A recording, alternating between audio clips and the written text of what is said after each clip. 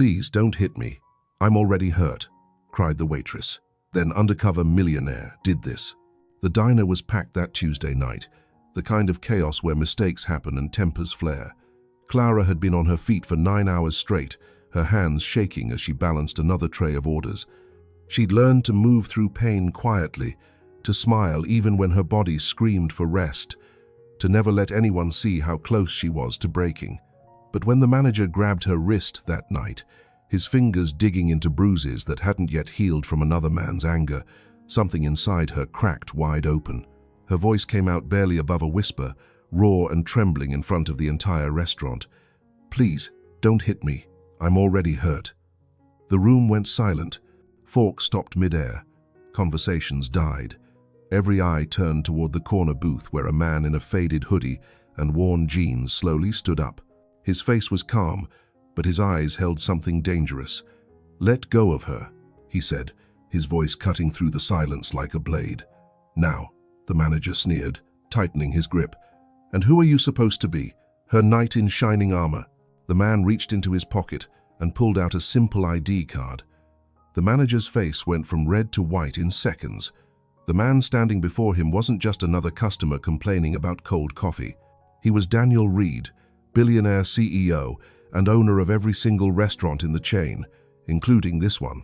What happened next would change both their lives forever. Before we go any further, drop a comment right now telling me where you're watching from and what time it is where you are. And if you're new here, hit that subscribe button and turn on notifications, because stories like this one, they don't just entertain, they remind us what it means to be human. Now let's get back to what happened that night. The manager's name was Richard, and he'd been running Haven's Diner like his own personal kingdom for 3 years. He was the type of man who smiled at corporate inspections and turned into someone else the moment the suits left. His grip on Clara's wrist was so tight that her fingers were starting to go numb, but she didn't pull away. She'd learned the hard way that fighting back only made things worse. Daniel took a step closer, and the temperature in the room seemed to drop. He wasn't a large man, not in the way Richard was, but there was something about the way he carried himself that made people instinctively step back. Authority wasn't always about size or volume. Sometimes it was just about knowing exactly who you were and refusing to apologize for it. "I said let go," Daniel repeated, and this time his voice was quieter, which somehow made it more terrifying. Richard's hand dropped from Clara's wrist like he'd been burned. He tried to laugh it off, looking around at the other customers as if they were all in on some joke together. "Look, buddy, I don't know who you think you are, but this is between me and my employee. She spilled coffee all over a customer's shirt, and someone needs to take responsibility." "Actually," Daniel said, pulling his phone from his pocket and tapping the screen a few times, "according to the security footage I've been watching for the past hour, you spilled the coffee yourself when you bumped into her tray. Then you blamed her in front of everyone to save face." Richard's jaw clenched. A muscle twitched in his cheek. "Security footage? You've been watching security footage? Who the hell do you think you are?" Daniel held up his ID card again, this time high enough for everyone in the diner to see. It was simple, clean, with his name and title printed in raised letters.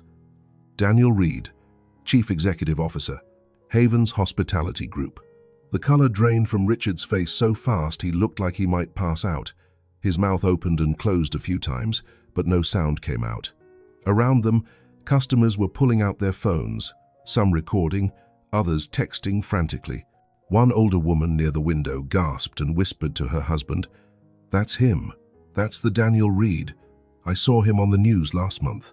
Clara stood frozen, her hand cradling her injured wrist. She couldn't process what was happening.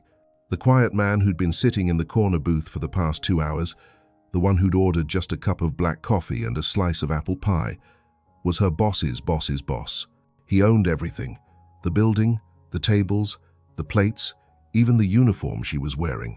Daniel's eyes never left Richard's face. "You have exactly 10 seconds to apologize to her before I make a phone call that ends your career in this industry permanently." Richard's pride warred with his survival instinct. You could see it happening in real time, the way his face shifted from defiant to desperate. He turned to Clara, and for a moment she thought he might actually do it. might actually say he was sorry. But then his eyes hardened again. "She's been a problem since day one," he said, his voice rising. "Always late, always making mistakes, always needing special treatment. If anyone should apologize, it should be her for wasting everyone's time."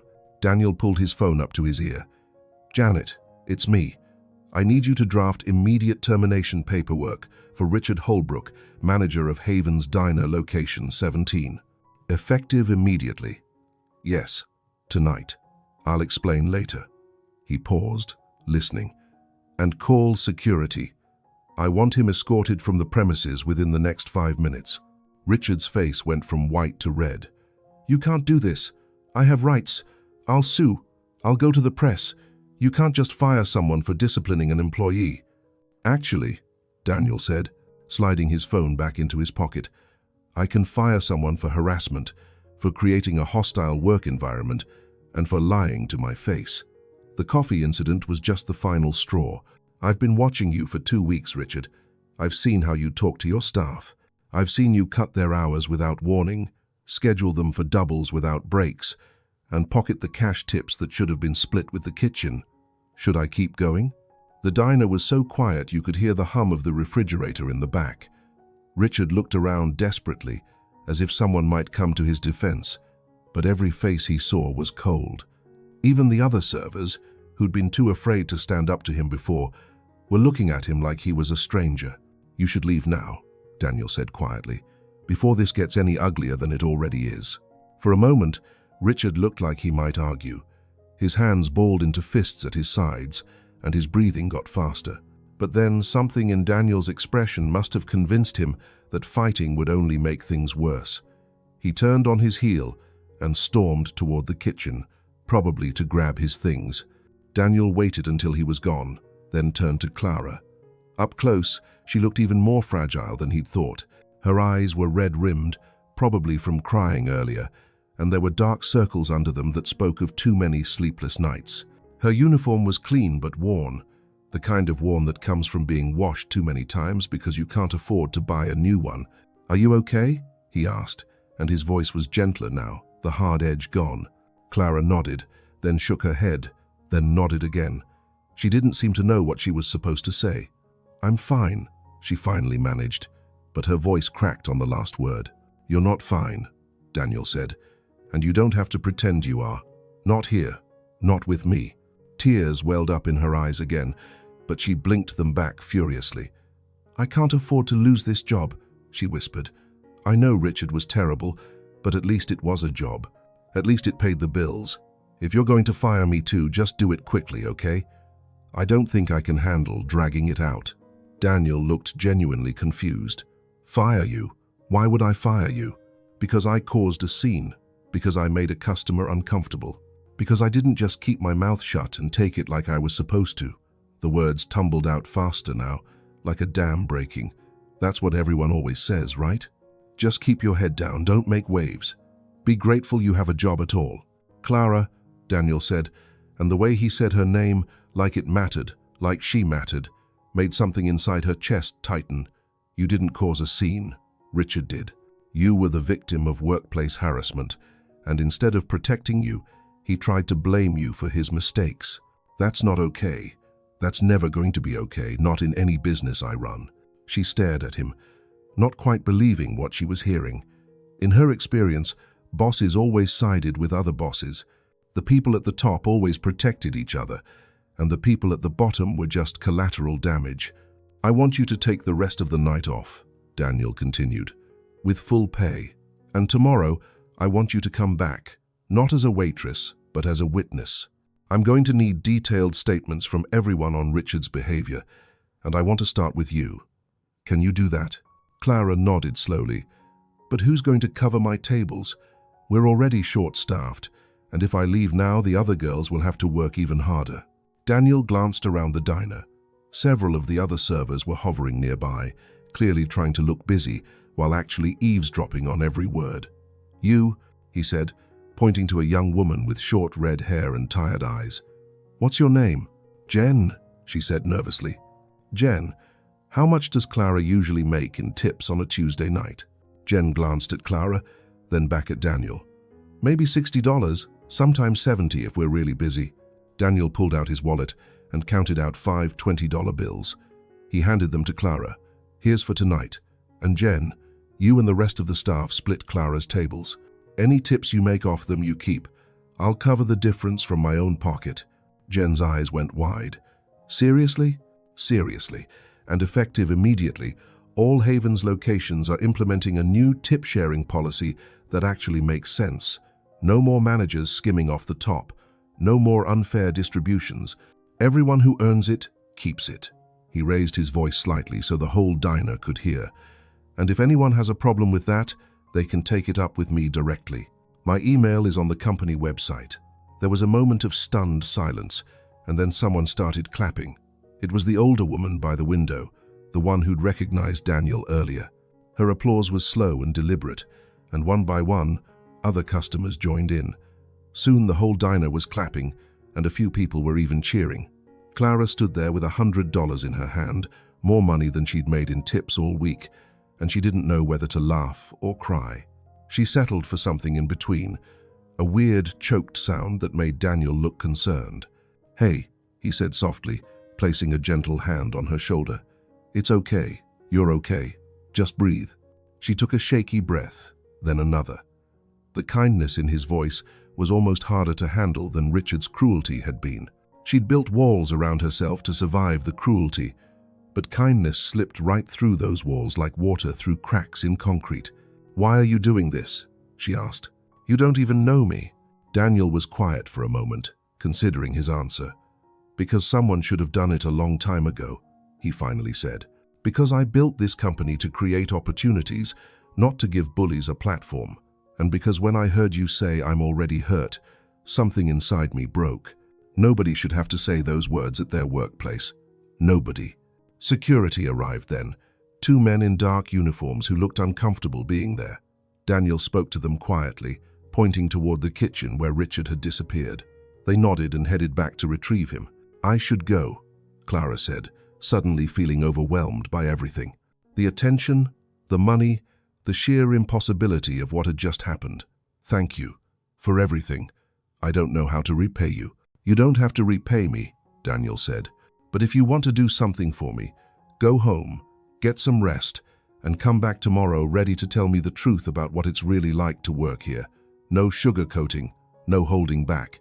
I need to know what's broken so I can fix it." Clara nodded, clutching the money tightly in her fist. She started to turn away, then stopped. "Mr. Reed?" "Daniel," he corrected. "Just Daniel." "Daniel, then. Why were you here? Really?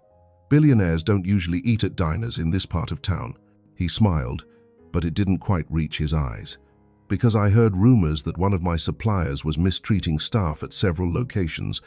I wanted to see for myself if they were true. Turns out they were worse than I thought." "So you came undercover." "I came as a customer. There's a difference. When you're the boss, people perform for you. They show you what they think you want to see. But when you're just another person sitting in a booth, you see the truth." Clara thought about that for a moment. "What you saw tonight, with Richard and me, that wasn't the worst of it, you know. There were other things. Things he did when he thought nobody was watching." Daniel's jaw tightened. "Then I definitely need to hear your story tomorrow. All of it." She nodded and walked away, her steps a little steadier than they'd been before. Daniel watched her go. This woman who'd whispered her pain so quietly and still somehow demanded the world listen. When she was gone, he turned to find every eye in the diner still on him. He cleared his throat awkwardly. "I apologize for the disruption to your evening," he said. "Your meals tonight are on the house, and I hope you'll give us another chance to serve you under better management." Another round of applause, this time more enthusiastic. Daniel offered a small smile and a wave, then headed back to his corner booth. His coffee was cold now, and his pie was half eaten, but he sat down anyway. Jen approached tentatively, carrying a fresh pot of coffee. "Can I warm that up for you, Mr. Reed?" "Daniel," he said. "And yes, please." She poured carefully, her hand only shaking a little. "What you did for Clara, that was really something. She's been through a lot, more than most people know." "Tell me," Daniel said. Jen glanced around, making sure no one was listening too closely. She got out of a bad relationship about 6 months ago. Really bad. The kind where you have to change your locks and sleep with a chair under the doorknob. She came here because she needed work fast, and Richard hired her because he knew desperate people don't complain. Daniel's expression darkened. Did he know about her situation? Oh yeah, he knew. That's why he picked her.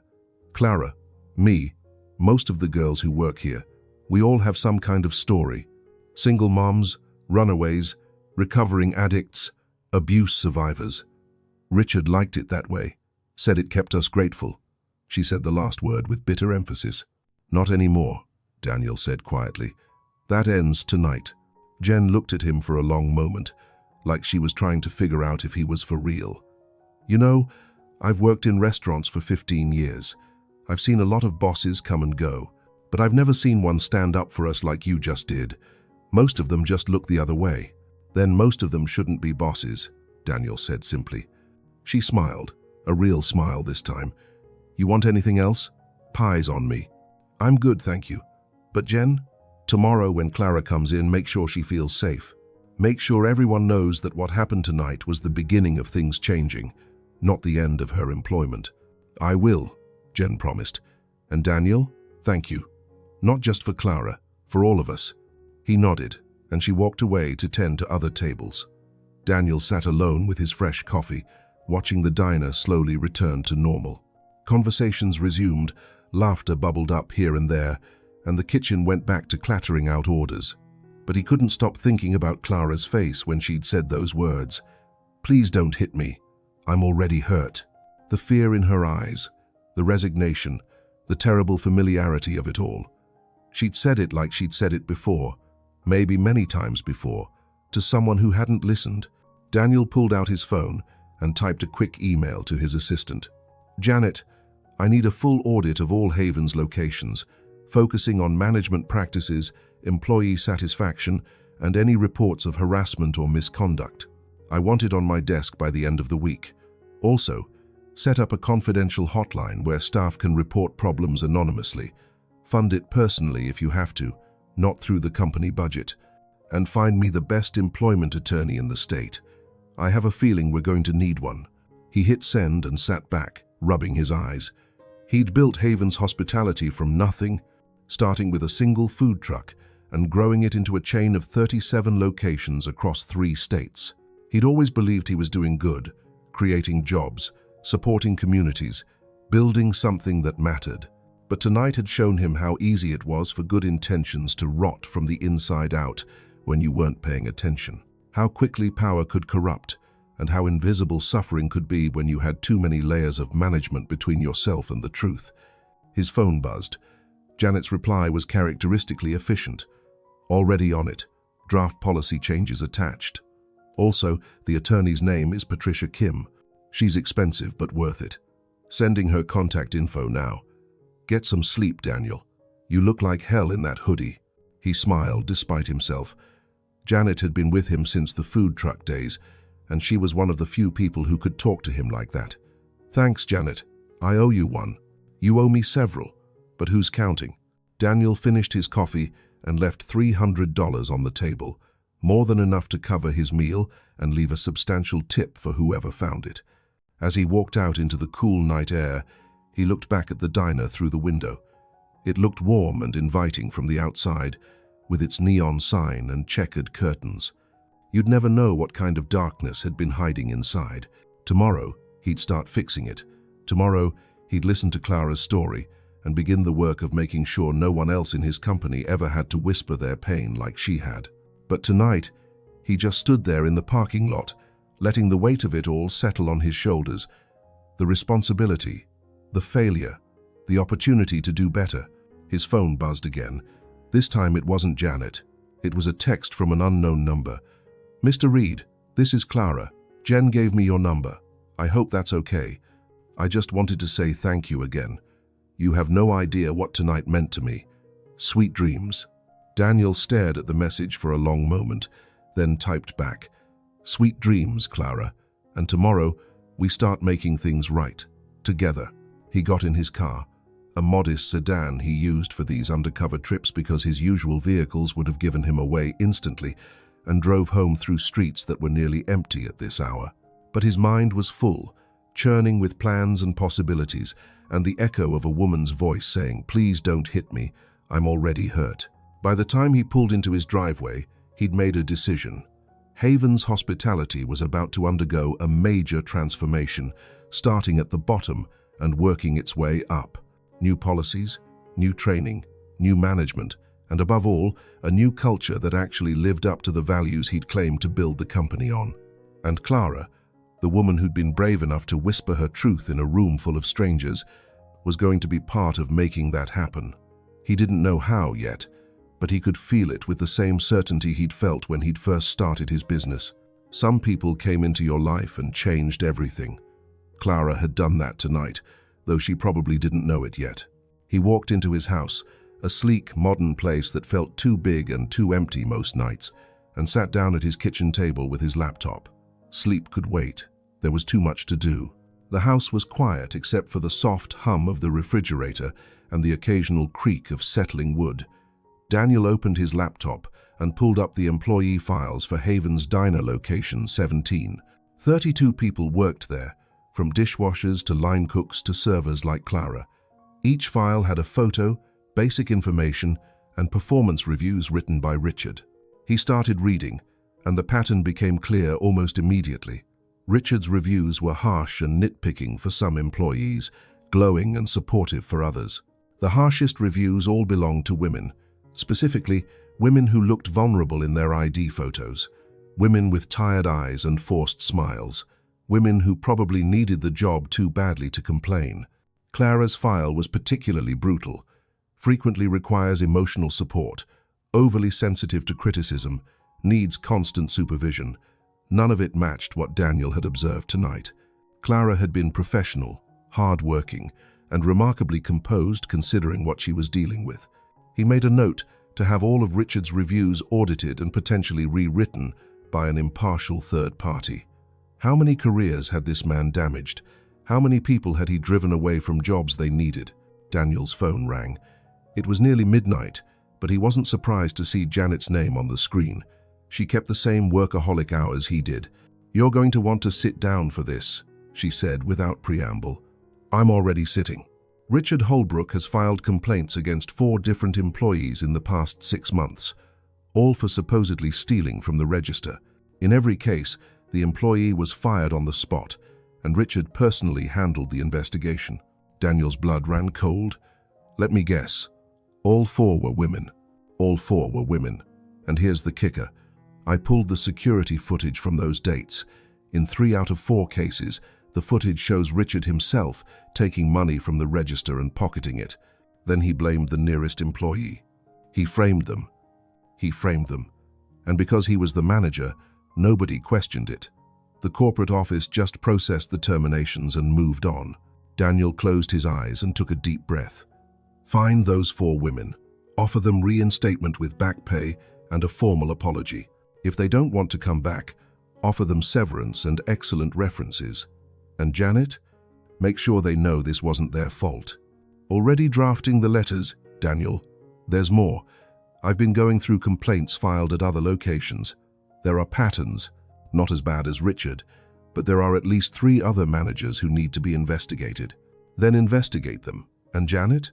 From now on, I want direct access to all employee complaints. No filtering through HR, no sanitizing for my consumption. I want to see the raw reports. That's going to be a lot of reading. Then I'd better start now. They talked for another hour, going through policies and procedures, identifying weaknesses in the system that had allowed people like Richard to thrive. By the time they hung up, Daniel had a headache and a to-do list that would take months to complete. But he also had something else, a sense of purpose that had been missing for a while. He'd gotten so caught up in expansion and profit margins that he'd forgotten why he started this business in the first place, to create spaces where people felt valued, where hard work was rewarded and dignity was non-negotiable.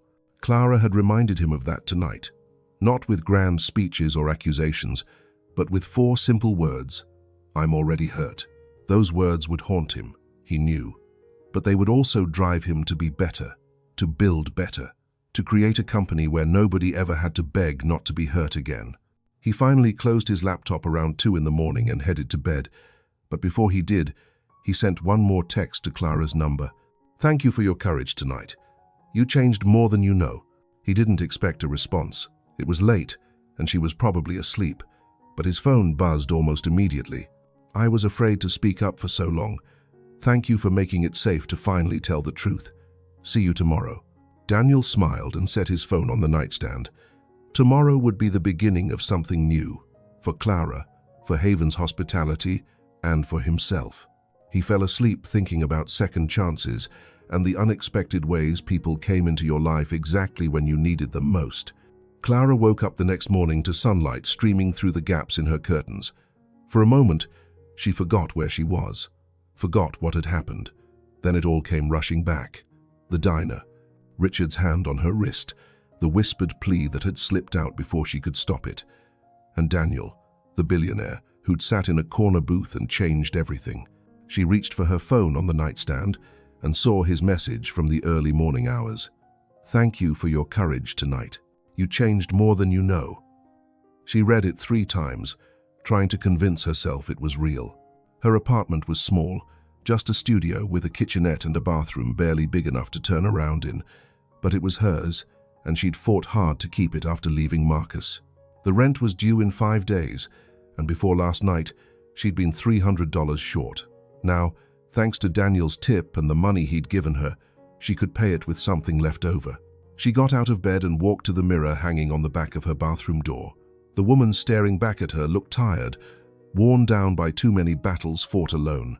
But there was something different in her eyes this morning. A spark of something she'd thought was gone forever. Hope, maybe, or just the memory of what it felt like to have someone stand up for her. Her wrist was bruised where Richard had grabbed her, 5 finger-shaped marks in varying shades of purple and yellow. She touched them gently, remembering the pain, but also remembering the moment Daniel had said, "Let go of her." Now, the way his voice had cut through the chaos, like a promise that things could be different. Clara made herself a cup of instant coffee and sat at her tiny table, thinking about what she would say when she went back to the diner today. Daniel had asked for the truth, all of it, and she'd promised to give it to him. But where did you even start with a story like hers? She pulled out her phone and started typing notes, trying to organize her thoughts. The way Richard scheduled her for the worst shifts, the ones that ended at 2 in the morning when the buses had stopped running. The way he docked her pay for imaginary mistakes, $20 here, $30 there, always with a smirk that dared her to complain. The comments he made about her appearance, about her past, about the bruises she sometimes couldn't quite hide under her uniform. And then there were the things she'd witnessed him do to other employees. The way he screamed at Lisa, the new girl, until she cried during the lunch rush. The time he'd forced Miguel to work a double shift, even though Miguel's daughter was sick and needed to be picked up from school. The constant, grinding cruelty that had become so normal, she'd almost stopped noticing it. By the time she finished writing, she had 3 pages of notes. 3 pages of reasons why Richard should never have been in charge of anything, let alone people's livelihoods. She saved the document and stood up, feeling something she hadn't felt in months. A sense of purpose, a reason to believe that speaking up might actually matter. She showered and dressed carefully, choosing jeans and a sweater instead of her uniform. Daniel had said she was coming in as a witness, not a waitress, and she wanted to look like someone who deserved to be taken seriously. She covered the bruises on her wrist with a long-sleeved cardigan and pulled her hair back into a neat ponytail. The bus ride to the diner took 40 minutes, plenty of time for her nerves to kick in. What if Daniel had changed his mind? What if this was all some elaborate test and she was about to get fired anyway? What if nobody believed her? Or worse, what if they believed her but didn't care? She almost got off at the stop before the diner, almost turned around and went home. But then she thought about Jen and Lisa and Miguel and all the other people still working under managers like Richard at other locations. If she stayed silent now, she'd be abandoning them, and she'd spent too much of her life being silent already. The diner looked different in the daylight, less romantic, more worn around the edges. Clara could see the cracks in the parking lot pavement, The faded paint on the window frames, the way the neon sign flickered, even though it was turned off. This place had seen better days, but it had also been her lifeline when she'd had nowhere else to turn. She pushed through the door and found the morning shift in full swing. Breakfast customers filled most of the booths, and the smell of bacon and coffee hung thick in the air. Jen was behind the counter, and when she saw Clara, her face lit up. "There she is," Jen called out, hurrying over. "How are you feeling? Did you sleep okay?" "I'm okay," Clara said, and it was only half a lie. "Is Daniel here?" "In the back office. He got here about an hour ago and has been on the phone ever since. Go on back. He's expecting you." Clara made her way through the kitchen, nodding to the cooks who looked up as she passed. The office was tucked in the far corner, a cramped space barely big enough for a desk and 2 chairs. Daniel was sitting at the desk, his phone pressed to his ear, and he looked exactly like what he was, a man who'd barely slept. He glanced up when she knocked on the open door, and his whole expression softened. He held up one finger, asking her to wait, then wrapped up his call quickly. "Janet, I'll call you back. Clara just arrived." He hung up and stood, gesturing to the chair across from him.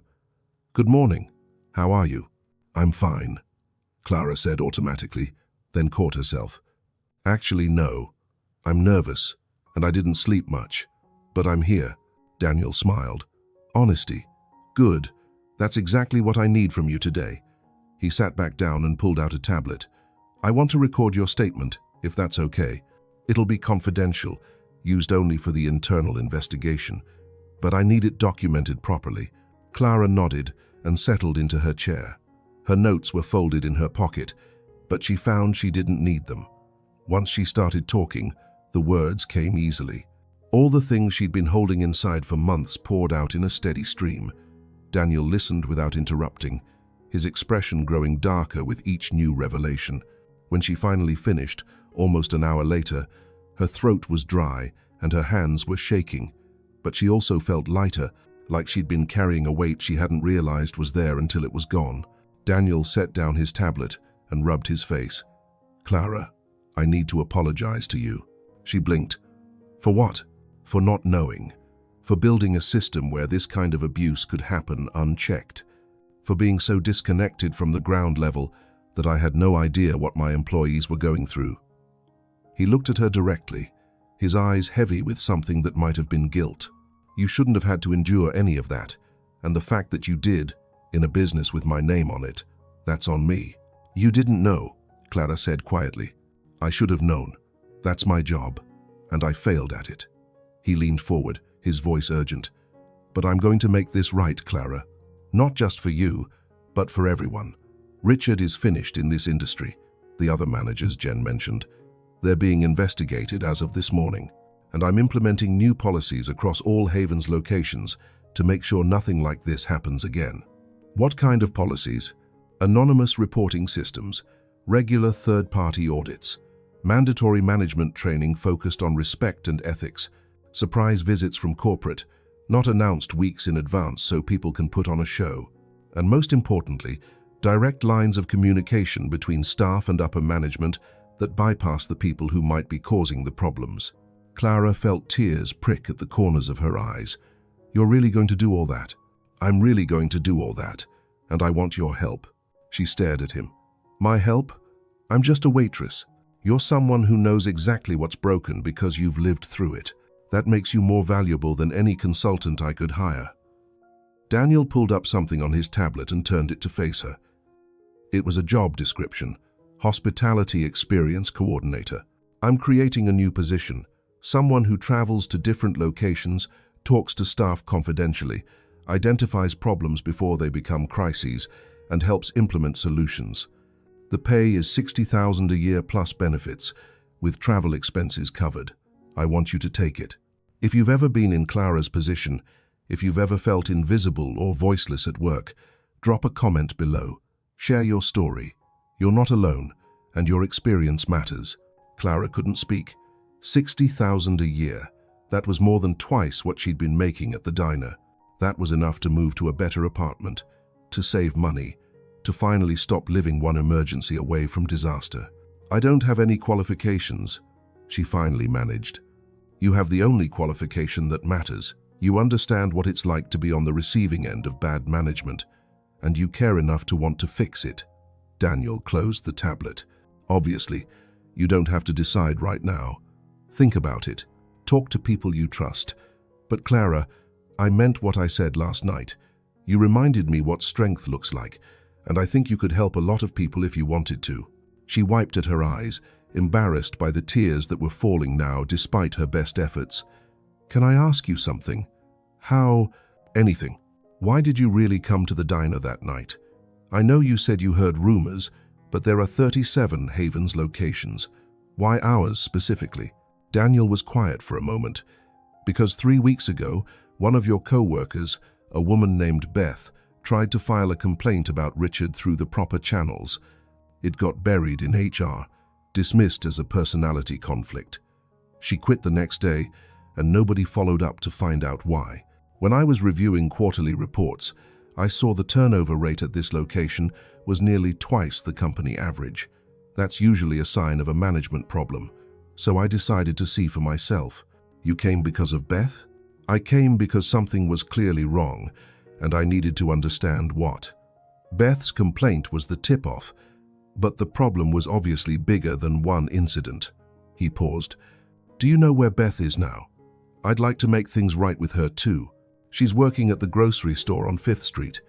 She took a pay cut because she couldn't stand being here anymore. Daniel made a note. I'll reach out to her. And Clara, I'm sorry that she tried to get help and the system failed her. That's another thing that's going to change. They talked for another hour, going over details and logistics. Daniel wanted Clara to start documenting everything she could remember, not just about Richard, but about the overall culture at the diner, what worked, what didn't, what made employees feel valued or dismissed. It was strange, being asked her opinion like it mattered, like she was an expert instead of just someone trying to survive. When they finally finished, Clara felt wrung out but oddly energized. She stood to leave, then hesitated.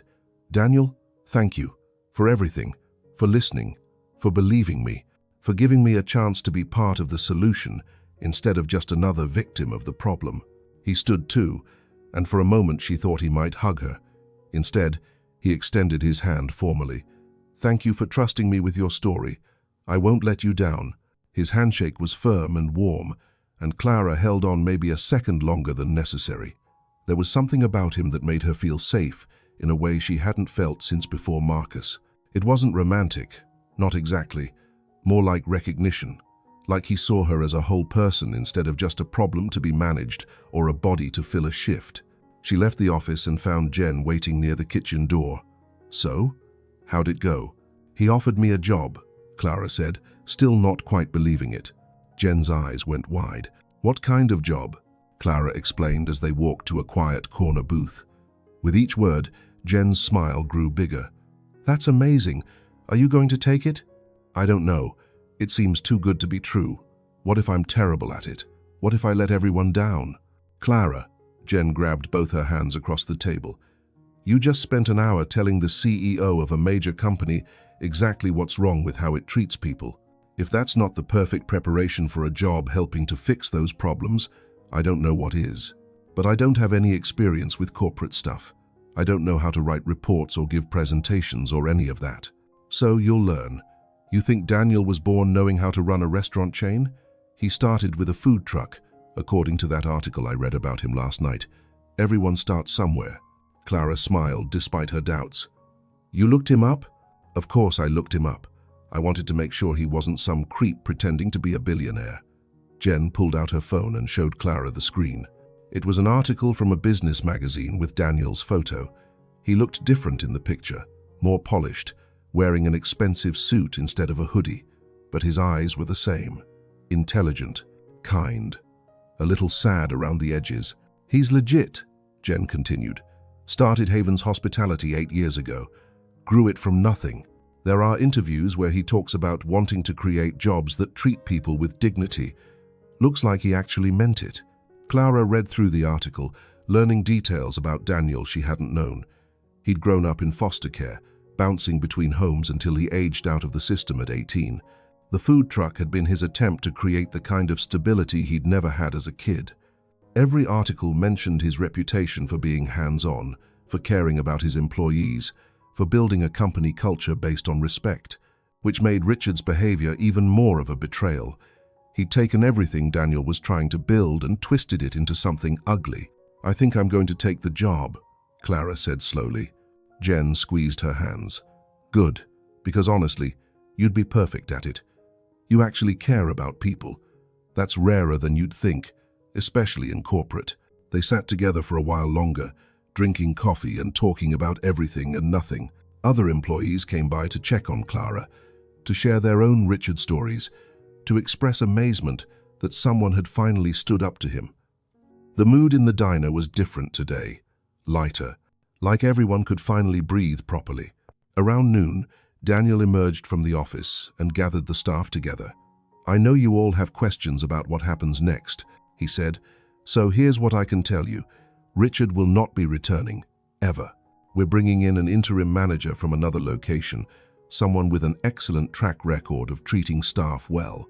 Her name is Patricia, and she'll be here tomorrow to start getting to know everyone. In the meantime, Jen, you're in charge." Jen's jaw dropped. "Me? You've been here the longest, and from what I've observed, people respect you. It's temporary, just until Patricia gets up to speed, but I trust you to keep things running smoothly."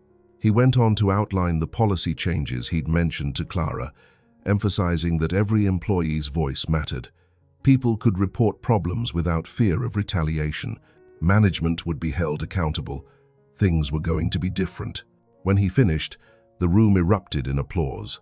Not the polite, obligatory kind, but genuine appreciation. Daniel looked embarrassed by the attention, but he also looked pleased.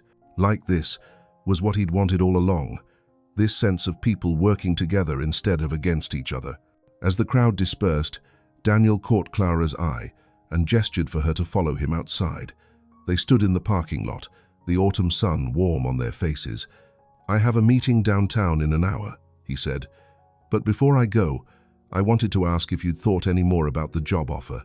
"I want to take it," Clara said, "if the offer's still open." His face broke into a genuine smile. "It's still open, and I'm glad, really glad." He pulled out his phone. "Give me your email. I'll have Janet send over the formal offer letter and all the paperwork. You can start as soon as you're ready. 2 weeks, a month, whatever you need." 2 weeks, Clara said.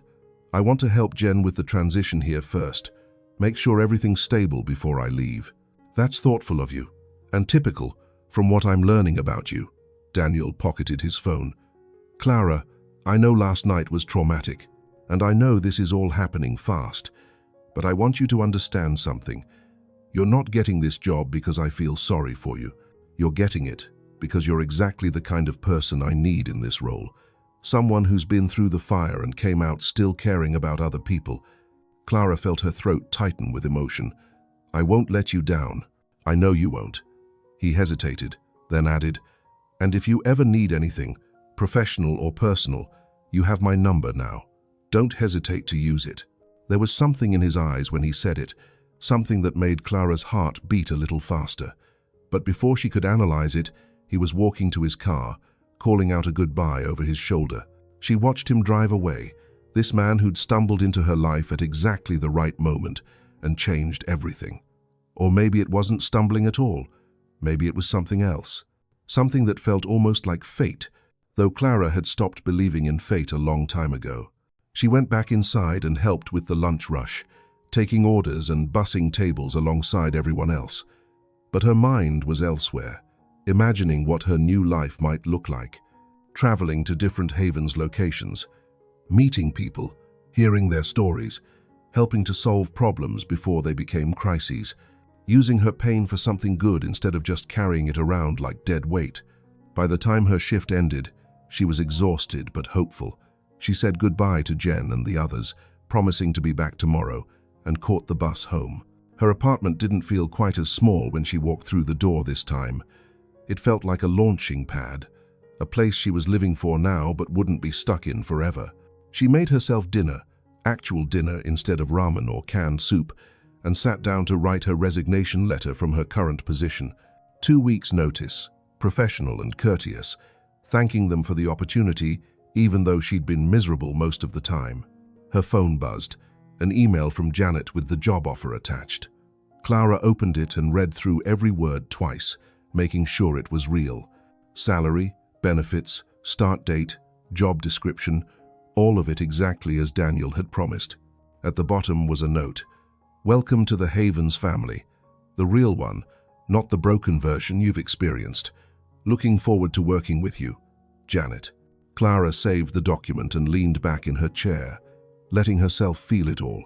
The relief, the excitement, the bone-deep gratitude that someone had finally listened, finally cared, finally done something about the injustice she'd been living with for so long. And underneath it all, something else. A warmth that bloomed in her chest whenever she thought about Daniel, the way he'd stood up for her, the way he listened like her words mattered, the way his smile reached his eyes when she'd said yes to the job. It was too soon to call it anything more than gratitude and respect. She'd just gotten out of a terrible relationship with Marcus. She needed time to heal, time to find herself again without someone else's darkness weighing her down. But maybe, eventually, when she was stronger and more sure of herself, there might be room for something else, something gentle and patient and kind. Something that looked a little like the way Daniel's eyes had softened when he said, "You reminded me what strength looks like." For now, though, she had a future to build, a job that mattered, a chance to help people who were where she'd been just yesterday, and that was more than enough. Clara fell asleep that night with her phone on the nightstand, Daniel's number saved in her contacts. She didn't know if she'd ever use it for anything beyond work, but knowing it was there, knowing she had someone in her corner who actually cared about doing the right thing, that made all the difference. Tomorrow would be the start of something new. Tomorrow, and all the tomorrows after that. 3 months later, Clara stood in the parking lot of Havens Diner location 23, checking her notes one last time before heading inside. This was her 8th visit since taking the job as Hospitality Experience Coordinator, and she'd developed a routine. Arrive unannounced during a busy shift, observe for an hour, talk to staff members individually, listen to what they weren't saying as much as what they were. She'd learned so much in these 3 months. How to read body language, how to ask questions that got past rehearsed answers, how to spot the signs of a toxic workplace before they became full-blown crises, and most importantly, how to help people feel heard without making promises she couldn't keep. Her phone buzzed with a text from Daniel. "How's location 23 looking?" Janet mentioned some concerns about the night manager there. Clara smiled and typed back, "Just arrived. We'll report back after I've talked to the staff." They texted often now, sometimes about work, sometimes about nothing in particular.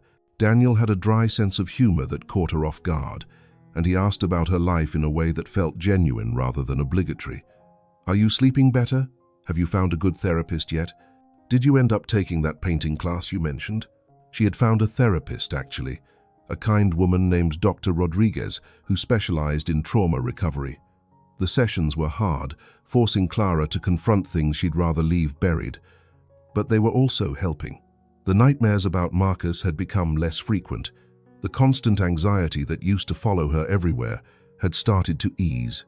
Clara pushed through the diner door and was immediately hit with the familiar chaos. Lunch rush in full swing, servers weaving between tables, the kitchen shouting out orders. She chose a booth near the back and settled in to watch. Within 20 minutes, she'd identified 3 problems.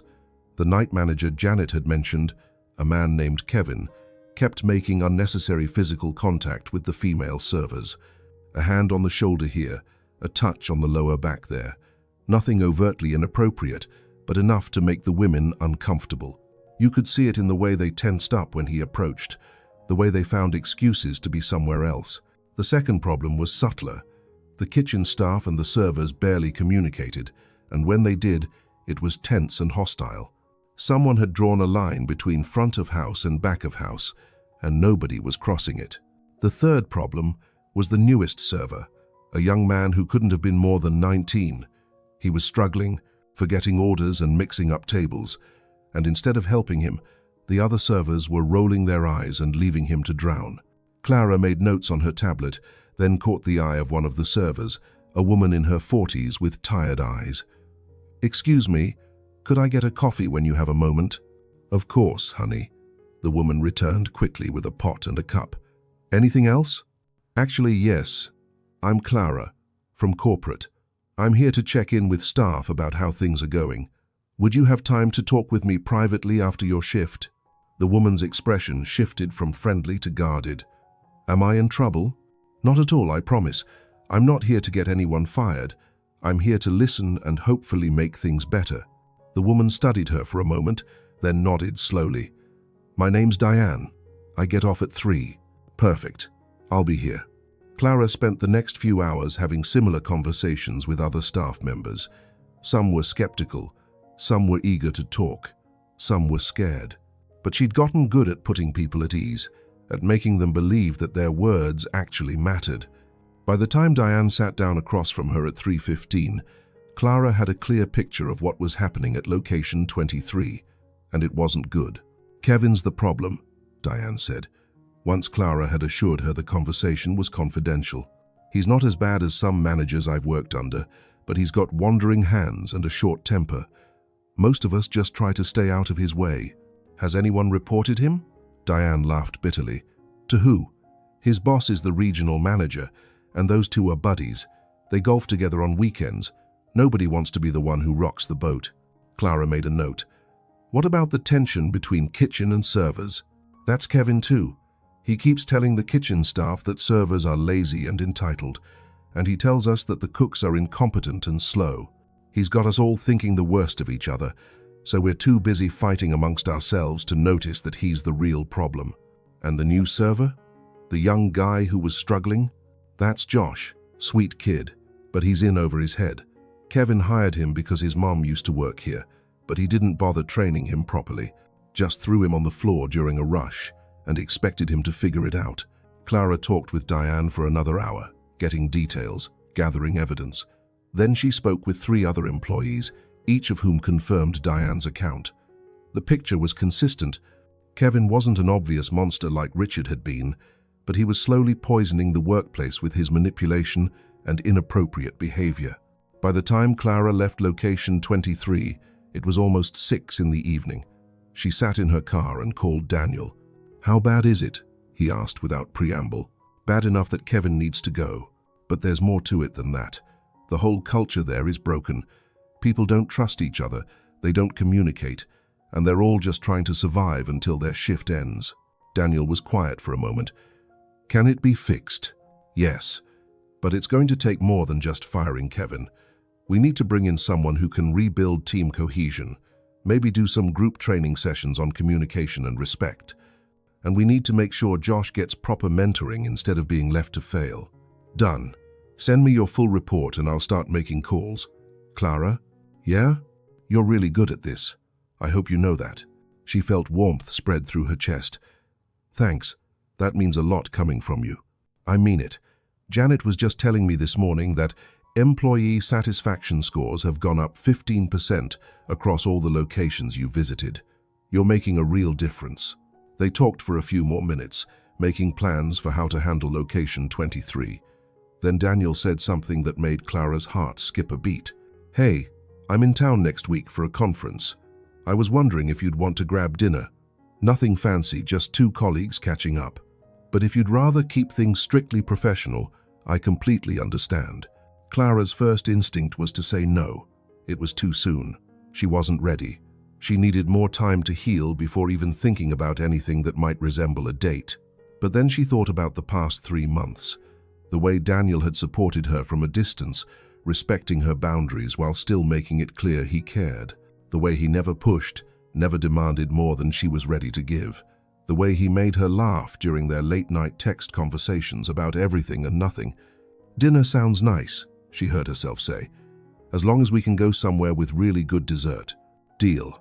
I'll send you details once I figure out my schedule."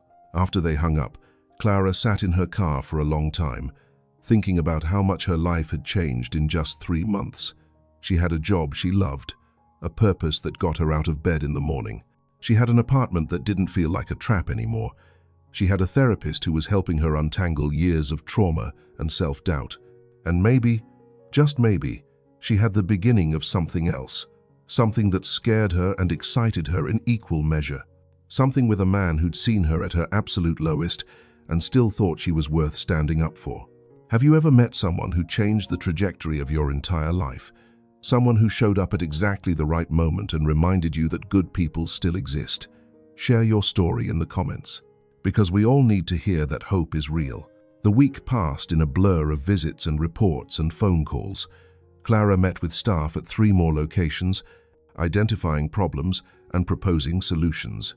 She attended her therapy session and talked about her upcoming dinner with Daniel, working through her anxiety about letting someone new into her life. "What scares you most about it?" Dr. Rodriguez asked. "That I'll mess it up, that I'm not healed enough, that I'll bring all my trauma into something that could be good and ruin it before it even starts. Or," Dr. Rodriguez said gently, "you could trust that Daniel knows what he's getting into. He's seen you at your worst, Clara. He knows your history, and he still wants to have dinner with you. Maybe that's exactly the kind of acceptance you need. Someone who sees all of you, broken pieces included, and doesn't run away." Clara thought about that as she got ready for dinner on Friday evening.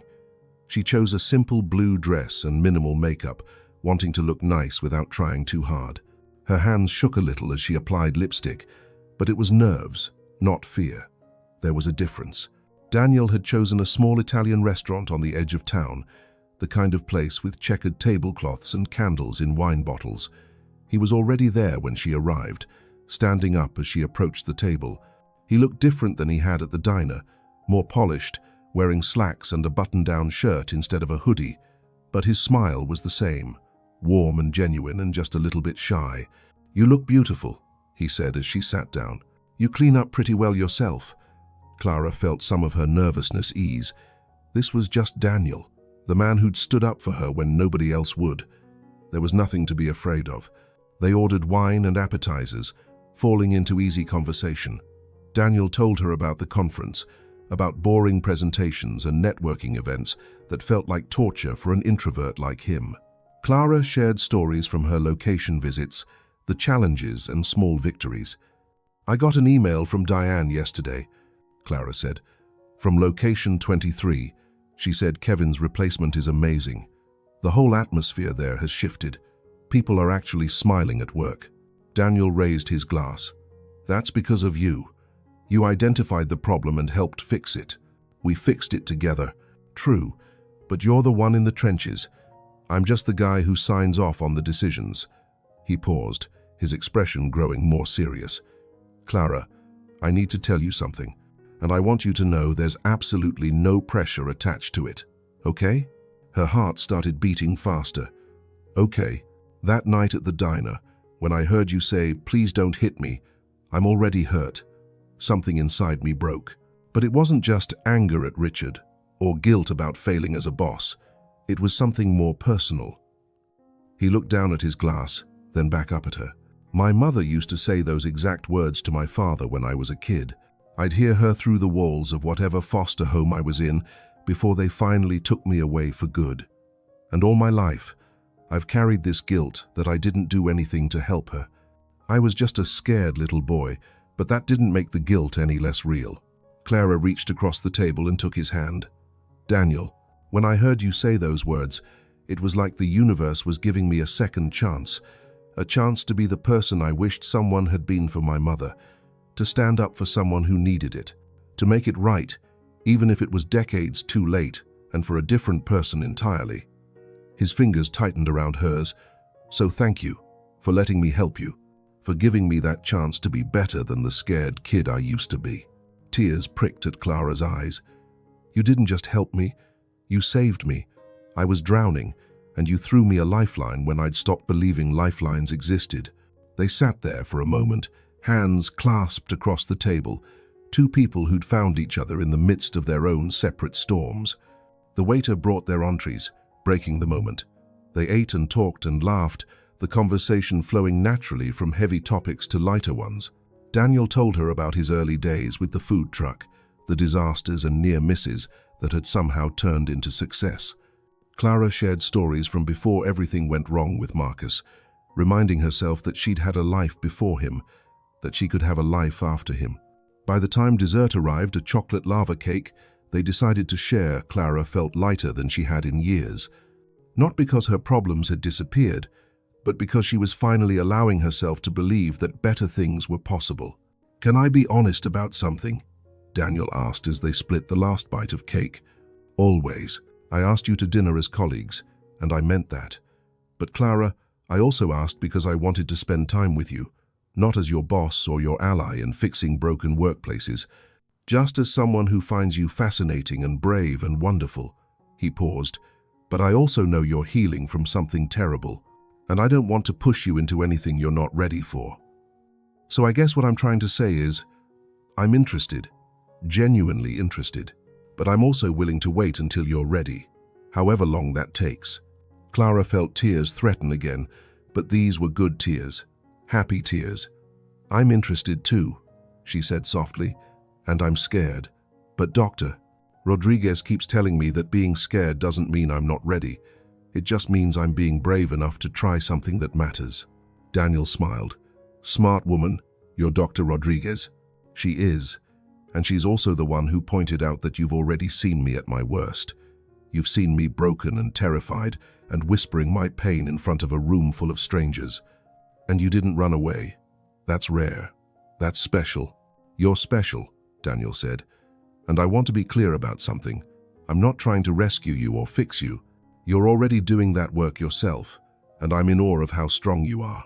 What I am trying to do is be a partner, someone who walks beside you, not in front of you or behind you. Is that something you might want?" Clara thought about it, really thought about it. 3 months ago, the answer would have been no. 3 months ago, she was still too raw, too broken, too convinced that she didn't deserve good things. But 3 months was a lifetime when you were doing the hard work of healing. 3 months of therapy and meaningful work, and slowly learning to trust herself again. 3 months of watching Daniel prove, again and again, that he was exactly who he seemed to be. Kind, patient, genuine. "Yes," she said finally, "that's something I might want, but I need to take it slow, really slow. No rushing, no pressure, no expectations beyond just getting to know each other."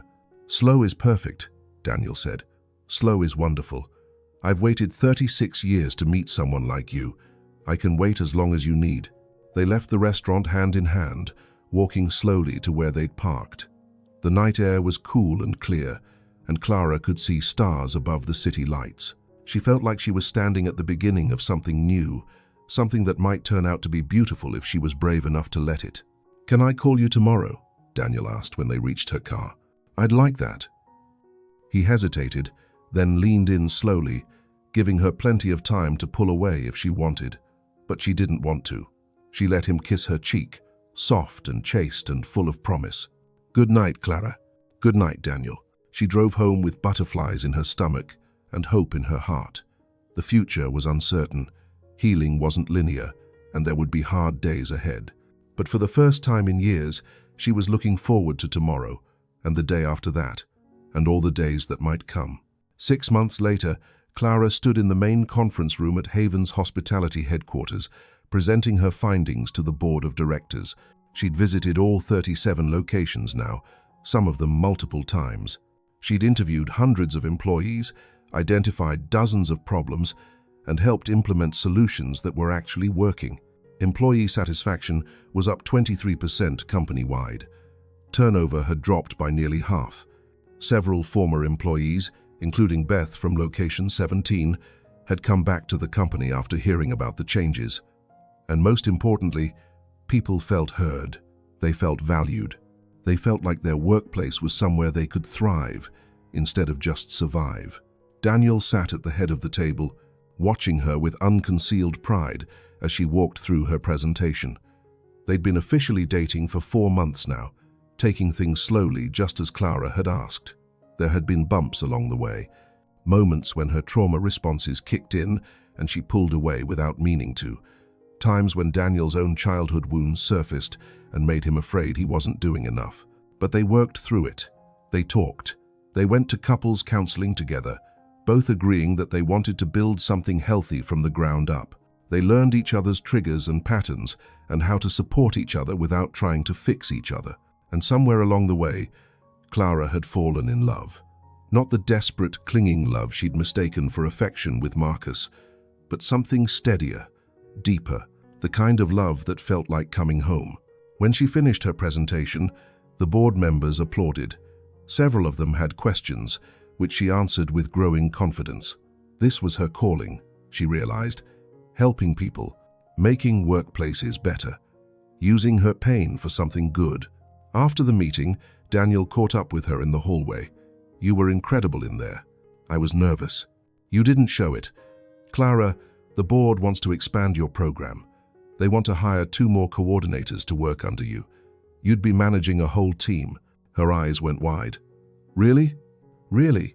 You'd be creating the blueprint for how Haven's hospitality treats its people. That's huge." Clara felt overwhelmed in the best possible way. A year ago, she'd been a waitress counting pennies and flinching at loud noises. Now she was being offered the chance to shape policy for an entire company, to turn her trauma into transformation for hundreds of people. "I want to do it," she said, "but I'm going to need help, training, support. You'll have all of that and more." Daniel glanced around to make sure they were alone, then pulled her into a hug. "I'm so proud of you. You've come so far." She hugged him back, breathing in the familiar scent of his cologne. "We've come so far. This wouldn't have happened without you believing in me. You did the work, Clara. I just opened the door. You're the one who walked through it." That night, they celebrated at Daniel's house. He'd cooked dinner, something he'd gotten surprisingly good at over the past few months. They ate on his back patio, watching the sun set over the city. "Can I ask you something?" Clara said as they finished dessert. "Anything." That night at the diner, did you have any idea this was where we'd end up? You and me? Together? Daniel thought about it. "Honestly, no. I was just trying to do the right thing in the moment. But looking back, I think some part of me recognized you immediately, recognized your strength, your resilience, the light you were trying so hard to hide. And I wanted to protect that light, even if I didn't understand why it mattered so much. I'm glad you did. I'm glad you stood up when nobody else would. You changed my life, Daniel. You reminded me that I deserved better than what I'd settled for. You reminded me why I started this business in the first place, to create spaces where people feel valued. We saved each other, Clara. That's what makes this work." They sat in comfortable silence as the stars came out. 2 people who'd found each other in the most unlikely of circumstances. A billionaire who'd forgotten what he was building for. A waitress who'd forgotten what she was worth. Both of them lost in different ways until they collided in a chaotic diner on a Tuesday night. Clara thought about the journey that had brought her here, the pain and fear and moments when she'd wanted to give up, but also the hope, the slowly building belief that things could be different, the courage it took to whisper her truth in front of strangers and trust that someone would listen. "I love you," she said, the words surprising both of them. Daniel's face lit up. "I love you too. I've been wanting to say it for weeks, but I didn't want to pressure you." "No pressure, just truth. You're the best thing that's happened to me in a very long time." He reached across the table and took her hand. "You're the best thing that's happened to me, period." They stayed outside until the night got too cold, then moved inside to curl up on the couch. Clara felt safe in his arms, something she'd never thought she'd feel with anyone again. The future stretched out ahead of them, uncertain but full of possibility. And as she drifted off to sleep, surrounded by warmth and love and the steady rhythm of Daniel's heartbeat, Clara thought about how far she'd come. From a woman too scared to speak up to someone who helped others find their voices. From someone who whispered, "Please don't hit me, I'm already hurt," to someone who could stand in front of a boardroom and demand better for everyone. The road hadn't been easy. Healing never was. But she'd walked it anyway, one step at a time, with people who believed in her lighting the way. And that made all the difference. Sometimes life places people in our path exactly when we need them most. Not to rescue us, but to remind us that we're worth fighting for. That kindness still exists. That broken things can be healed if we're brave enough to do the work. Clara had learned that lesson the hard way. But she'd learned it. And now she was spending her life making sure other people learned it too. That nobody should ever have to beg not to be hurt. That every person deserves dignity and respect, and the chance to build something better. That's the real lesson here. Not that billionaires swoop in and save the day, but that each of us has the power to stand up for what's right, even when it's hard, even when it costs us something, even when we're scared. Because somewhere out there, someone is waiting for their Daniel, someone to say, let go of her when the world is crushing them, someone to believe them when they finally find the courage to speak. Be that person for someone. Stand up, speak out, make the world a little bit kinder, one moment at a time. That's how we change things. That's how we heal. Together. If this story touched your heart, hit that like button and subscribe for more stories about love, resilience, and the power of human kindness. Drop a comment telling me what lesson you're taking away from Clara and Daniel's story. And remember, no matter what you're going through right now, you deserve better. You deserve respect. You deserve love. Don't ever let anyone convince you otherwise. Thank you for watching. And remember, every ending is just a new beginning waiting to happen.